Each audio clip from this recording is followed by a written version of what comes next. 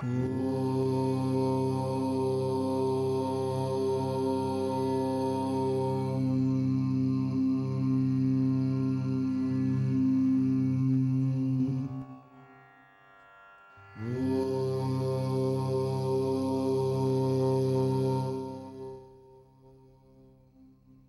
ahead, Banu. Welcome to Yogaxpress, the mobile stretch clinic that takes yoga to the people.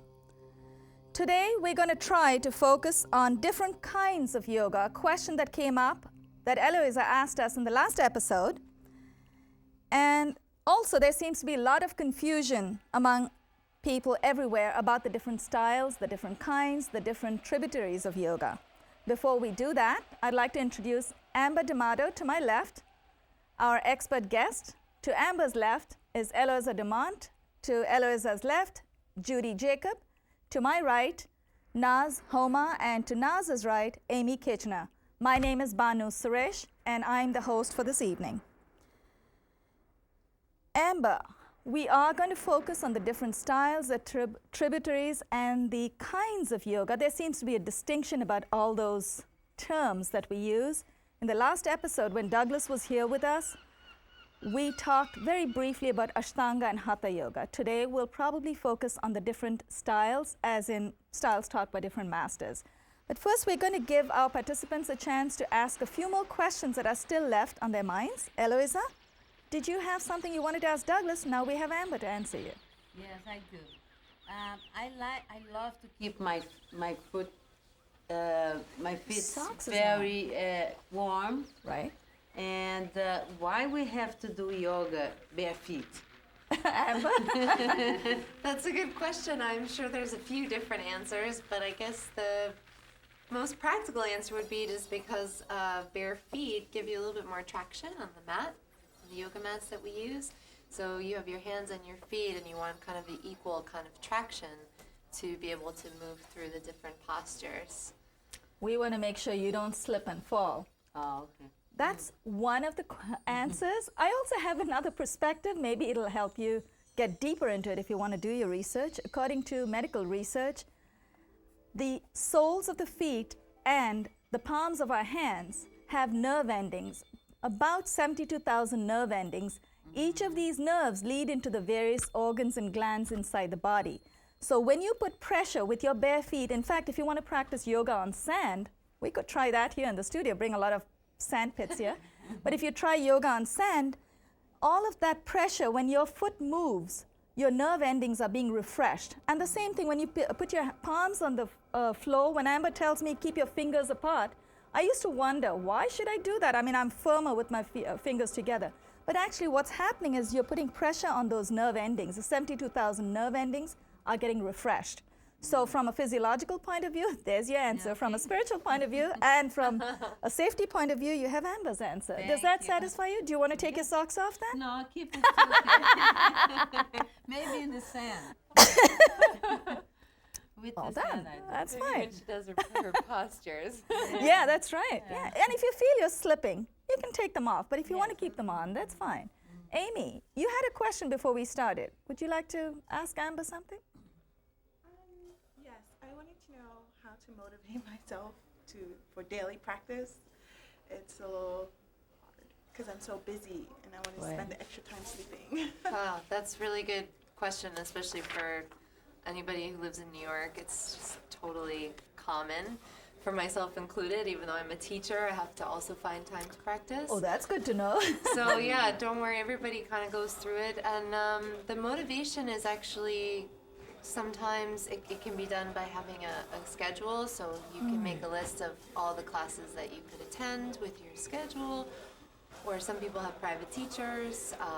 Some people you can go online and download podcasts that have that are free and very accessible for all different levels. Or on the internet, you can find a 10-minute class or a 20-minute class or a half an hour. So these days they make it kind of easy, but there's a lot of like junk out there too. So you have to try to find something that's What good works. for you and That's right. What works for you? And you know, you look for all that information, make sure you don't find any excuses, because you now will not have any excuse. You've got so much support out there. You know what? You keep your card in There you go. your, That's in a your guy. bag. Yeah. Because every time you have a chance to do something, even in the bathroom, you can You have do a it, reference know? point. Right.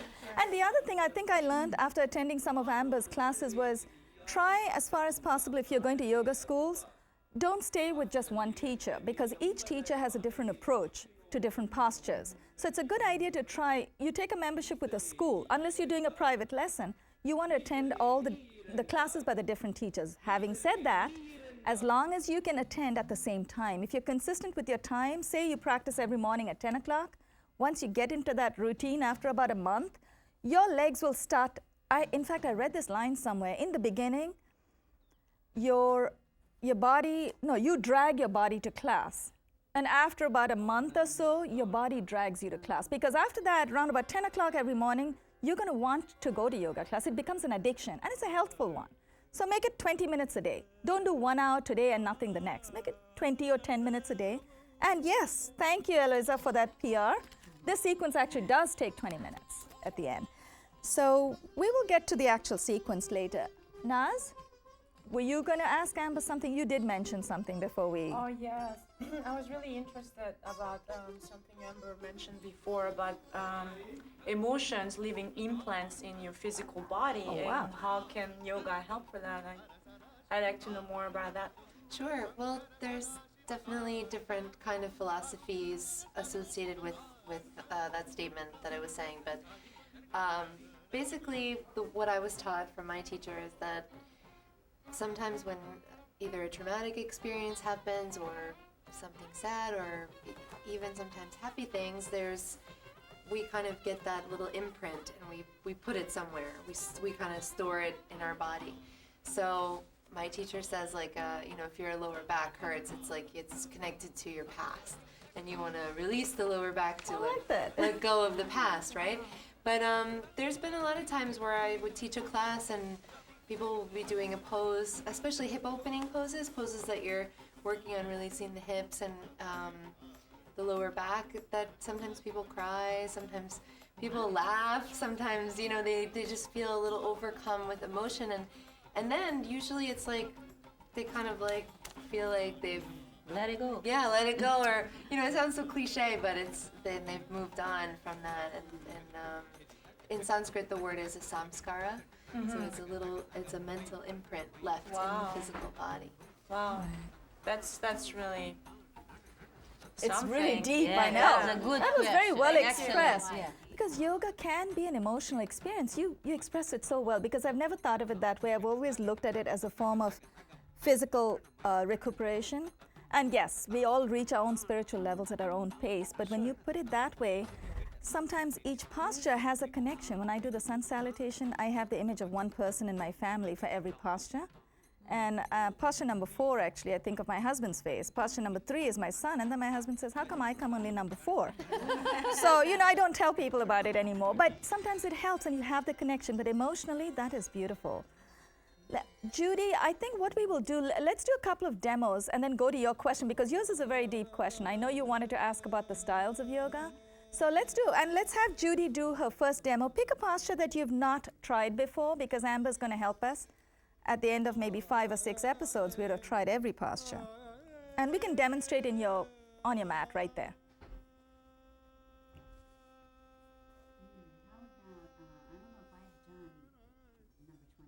Well, your body will tell you.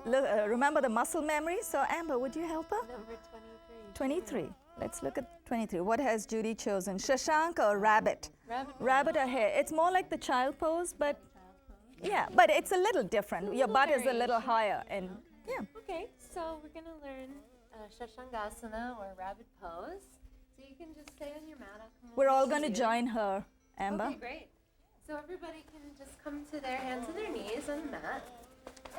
And what you want to do is you want to take a moment to spread your fingers wide open. And we're going to be stimulating the pineal gland here in the brain by just letting the forehead touch the floor. This helps to generate calm activity in the body. So you're going to just gently round your back a little bit. And you can slowly take the hands out forward, maybe 1 foot, maybe 2 feet. And you're going to keep the sit bones up high, and you're working on taking the forehead down towards the floor. And you can just feel a nice stretch in the sides of the body, keeping the hips high. This is a good preparation for downward facing dog for people who are not quite yet ready to do downward facing dog. And you want to see if you can get your forehead on the floor, Amy? Yeah, perfect. So you want to let that forehead touch the floor to help stimulate the calm activity in the body. Beautiful. So when you feel ready, you can slowly come out of it. It's very similar to child's pose. It is. I think I find that in child's pose, my butt comes down a little more. And Right. in hair, I tend to keep my butt higher. Yes. Is that how it's supposed to be? Yes. Child's pose, you want to keep the all the way knees down. wide, yeah. Ah, okay, got it. So that would be child's You pose. can alternate. Judy said her feet seem to get cramped, so Oh, you okay. can alternate the feet, the toes tucked under, and then the tops of the feet on the floor. Yeah, actually keep And it. then Keep it eventually they'll open up and they won't. I think if you keep it flat, it feels nicer. Try that. Let's do that. I'm going to do the child's pose with my feet flat. Yeah, actually, that does feel nicer. The feet was supposed to be how? Not Well, like we were this? going to go flat according to the drawing. We were going to keep it flat. But if you had your heels up, that helps get your butt up. So if you're looking for alignment, then you keep your heels up. If you're looking for comfort, keep your feet flat. So I guess, Okay. yeah. Well, let's go with a few more postures before we address the next few questions. 19. 19. Whoa, I know she'd have chosen a tough one. Great, a spinal twist. Spinal twist, Parsvakona Namaskara. I keep all my feelings in my spine. Well, that's There you go. all right. Well, let's. Do you know downward facing dog? Yes. You could Well, come we into. can get her into that, Okay. and we'll all join you. Very good. So you can come into downward facing dog on your mat. Just from forward bend. You just walk forward. Perfect. Yeah, take the hands in front towards the front of the mat. Very good. Yeah, we'll move those. And when you're ready, as you inhale, step the right foot forward in between the hands. And you can always help your foot. If it doesn't make it up there, just pick it up and help it out. And now this posture, we drop the back knee. So go ahead and take the left knee to the floor, top of the left foot down. Take your hands to your right knee.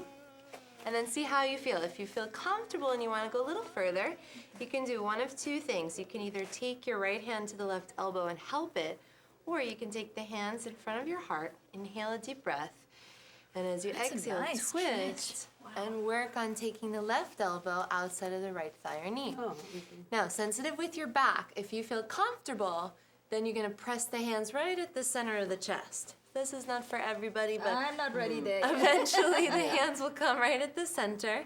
It feels and then good. see if you can relax the shoulders away from the ears. And then just hang in there and breathe. See if you can lunge the hips forward. That's okay, you're doing a great job. Just hang in there and breathe.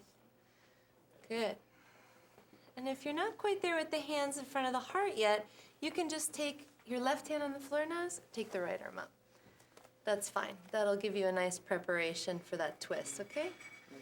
Take a nice deep breath.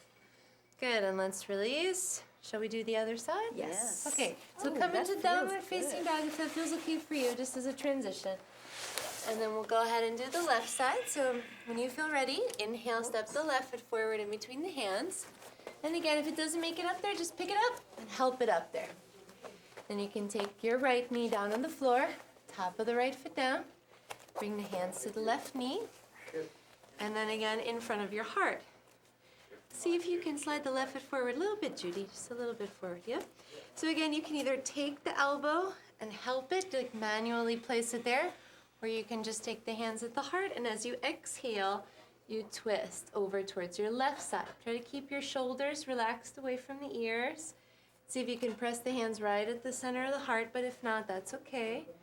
And just work on lunging your hips forward. Try to breathe there and balance. And remember, if it's hard to balance, it's okay to take the right hand on the floor and the left arm up. That's fine too. That'll give you a nice preparation. This side was easier for me. Oh, good. Because you have the practice and you know the technique. See, Amber, great job. Or maybe I have less feeling on this side. For most people, Implanted. one side is easier than the other. Okay, you can release. Thank you. You're welcome. It is a wonderful pelvic stretch, the quad yeah. stretch. We stretch a lot of our Yeah, body that's a there. twist, so it helps to squeeze out the internal organs, which helps with digestion, metabolism. It helps to just give a little squeeze to the organs. So it's You know, very if you, good for that. I don't know if you, the rest of you noticed, every time teachers get us into these twists, it's like being in a dentist's office. They have all this equipment inside your mouth, and then suddenly ask you this really crazy question you're dying to answer, and you don't want to swallow. When we get into the twist, did you hear what Amber said? Breathe. God, that wasn't easy. Okay, that was a tough part. It wasn't the posture; it was the breathing. We have. Let's have. No, Judy's question is very intense. I'm going to hold that off. Let's do one more. Someone else would like to pick a posture. Heloisa, did you pick one yet? 42. 42. Let's see where Heloisa is taking us. Oh, legs Viparita up the Karani. wall. You'll All actually right. like that. Well, usually we use a wall for this one. Yeah, we're but going to do without the wall. want to use the chair? Would that be okay? We could use that, but I think we're just going to be flat, right? They can just bring their legs sure, up. Yeah, let's So just do that. usually we do this at the wall so that you can totally relax into it. Oh, But for now, you can lie on your back, maybe with your head facing this way. Yeah, head facing the camera. Yeah. Yep. And then we can all do it. So head facing the camera. And what you'll do is you'll bend the knees and hug the knees into your chest. And then try to keep your lower back on the floor. And as you inhale, bring the legs up. Now you can do one of two things with the hands. You can hold the hands behind the thighs for support. Or if you feel like you want a little bit more strengthening, you can take the palms flat on the floor and press your triceps down into the floor. Now, like I said, usually we do this at a wall so you can feel supported, but just see how you feel. Try to let the lower back relax. This is a great pose to help bring the blood flow from the lower body up towards the heart. So it's called an inversion, which is very good for the brain, good for the heart. Isn't it true, Amber? I read somewhere the calf is considered a second heart because it's got a valve that flows both ways. Have you heard that? I haven't heard it, but I would It feels believe good, doesn't it? I mean, when the blood flows back, you're right, as an inversion, feels great. And if you go to Amber's class, any of you girls, she will not just leave it at this. She'll torture you and ask you to bring your feet down 6 inches, go down another 6. We'll do some abs. Yeah, exactly. So when you're done, just go ahead and hug the knees, roll a little bit side to side, and just release out of it. Good. And then you can rest on your side and eventually make your way up to sit when you feel ready.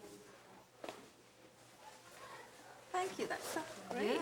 Very nice. Judy, Welcome. you have our permission to ask you a question. I know you're dying to ask that. We're going to try and address it. There seem to be so many different varieties of yoga. What are some of the different types of yoga? That's a good question. I just researched some notes, and you know all of them, so if you want to Sure. just make a reference. Well, there's the two kind of major styles, especially that you would find here in New York, would be Hatha and Ashtanga. So actually the two men who kind of brought those two styles of yoga to the Western world had the same teacher. T. Krishnamacharya was the teacher of Iyengar, who's kind of like the grandfather of Hatha yoga, at least in Western society. Hatha yoga's been around longer than him, but of course. And then Ashtanga yoga, who was brought to the Western world by Pattabhi Jois. So they had the same teacher, but they're totally different styles, and they're both really great. But underneath those two styles, there's lots of little branches off of those styles. Right. So there's Kundalini, there's Anusara, there's Vinyasa, there is Kripalu. That's Amber on the cover of the Kripalu magazine. Oh. Cameras, please close in. Go Amber! Yeah, one of the most looks beautiful great. postures. It's called The king pigeon pose. the king pigeon. Can we Okay. try that? Yeah, there. We got it. Thank you. Thank you, Rao, Shanti, and Rich. Appreciate it. Yeah. Thank you guys. Oh, it was a very impressive posture. That's the king pigeon, and Kripalu is supposed to be a very gentle kind of yoga, correct? I did a little bit of research when Judy asked me this question on the phone last week. So we found that there's, like, as you mentioned, in fact, what I'm trying to do is to make a distinction between types and styles. And tributaries. Tributaries would be what we discussed with Douglas last week about Ashtanga having 8 branches. There's social discipline, personal discipline, that kind of stuff. Now we're talking about styles are named after the masters. You mentioned Patabi Jois and Krishnamacharya. They are 2 of the masters, so they have specific styles. And when I'm talking about aspects of yoga, we could compartmentalize that. We could have, there's Hasya Yoga, that's for laughter, yoga of laughter. There's Kaivalya Yoga, yeah, I know, that's very therapeutic actually. The Kaivalya Yoga is the yoga of healing. Bhakti Yoga is yoga of devotion, exactly. Karma Yoga is yoga of duty. So if you just do your duty, you take care, let's say, of your elderly parents, you are practicing yoga, because yoga is a way of life, it's an attitude, it's an approach. So it doesn't matter what we do, every breath we take, every move we make is an aspect of yoga. So there are different kinds, and we've just listed about 6. There's Raja Yoga, which is yoga of mental bliss or meditation. Swara Yoga, yoga of breath.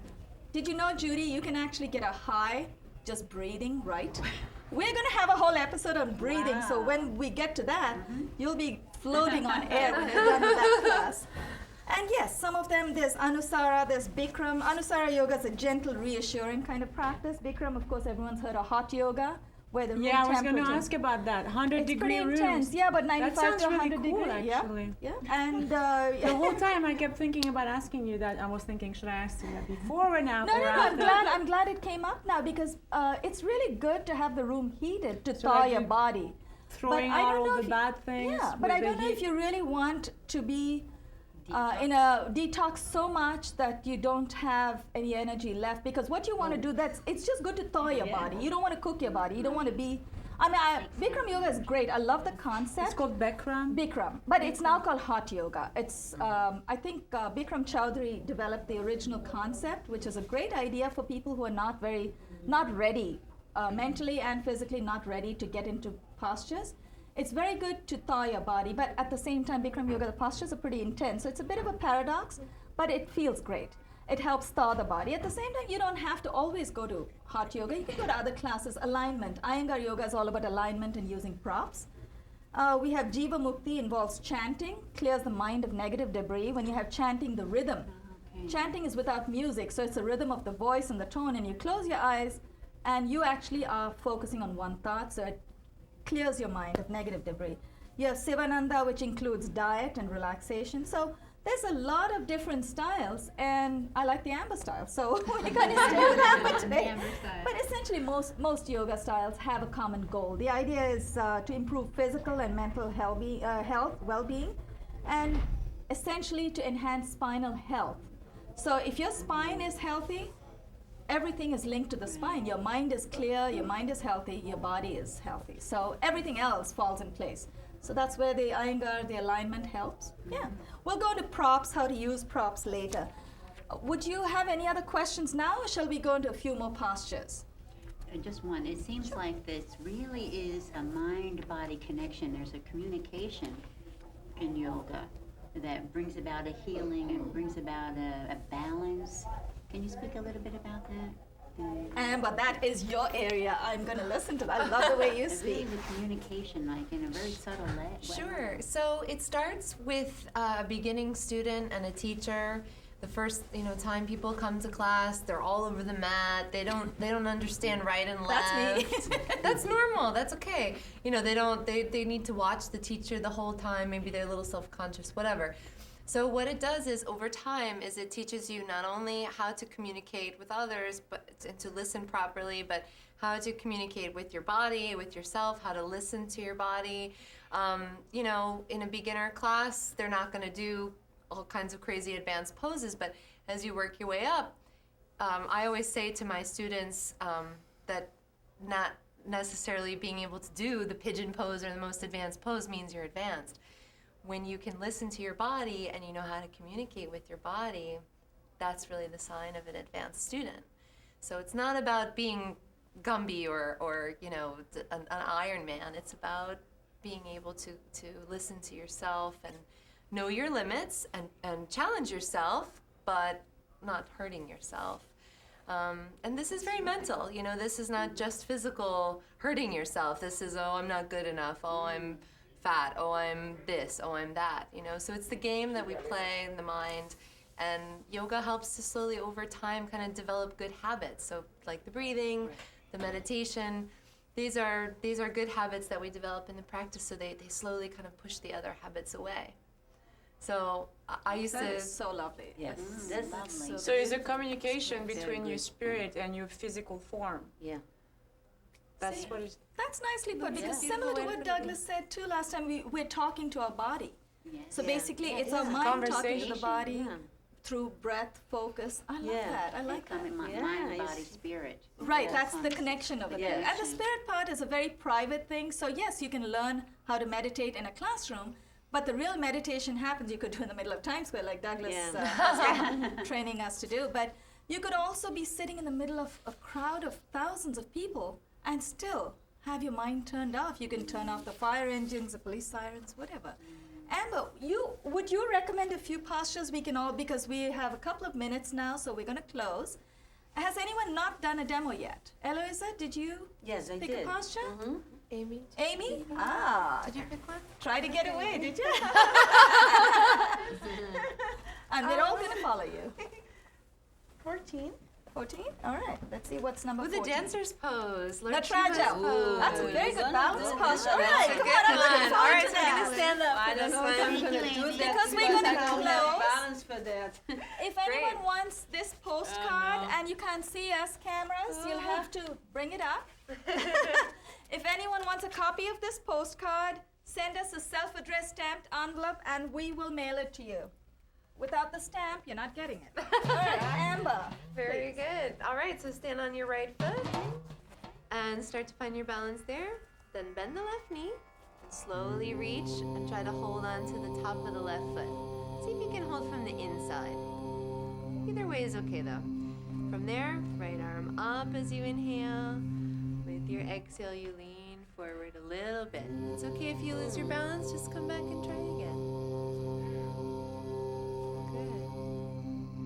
Look at one place that doesn't move. Good. When you're ready, you come up and we'll do the other side. Take your time. Slowly, gently. Nice. To the left foot. Then the right knee, reach behind. Left arm up as you inhale.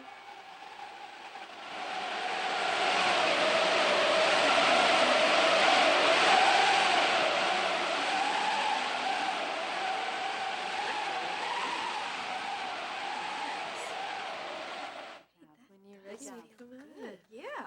I'm glad we remembered to do both sides. That was Very great. nice. Yeah, I love